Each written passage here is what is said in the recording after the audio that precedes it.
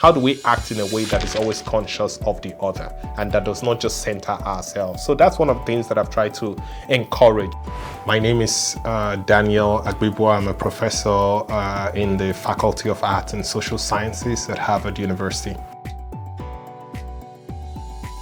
I think whenever, as far as time is concerned, there's nothing is static. Things are, it's always changing, and that's why I study mobility as well. That you see the pace of technology and the way in which the intensification of social media. So you have to also bring that technology into the classroom, especially when you are teaching a group of students that is sometimes categorized as Generation Z. You have to really be able to use technology, whether it's in form of PowerPoint, whether it's in terms of documentary, podcast, music, and integrate that into your learning system so that you can keep the attention span. So that's one thing that I have done to better integrate technology into the classroom in a way that is productive for the students and enhance the learning of students.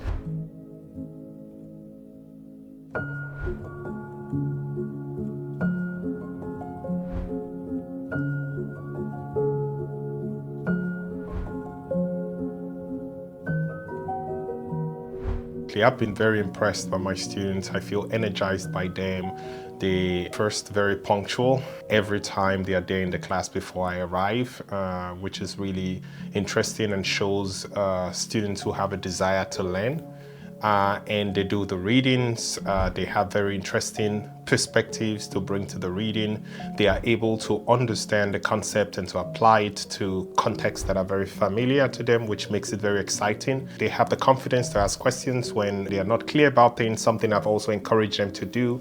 So it's been really fun working with these students. It's easy to work with people who are ambitious, who are driven, who want to learn. So we have a lot of fun in the class. We learn some really critical, important concepts, and then we discuss about them, and we try to draw examples both from the Chinese context but also globally to try to understand each day's readings. We also live in a world today that we are seeing various kinds of global crises, from climate change to public health crisis. We've just come out, if I can say, of a pandemic, the COVID-19 pandemic. So it's beginning to invite my students to think about the interconnectedness of the world. So to think about the environment as a place of interconnectedness. And when we begin to think about how then, if we see the world as a global village, how do we behave? How do we act in a way that is always conscious of the other and that does not just center ourselves? So that's one of the things that I've tried to encourage. It's more of the ethics of learning, to learn in a way that always thinks about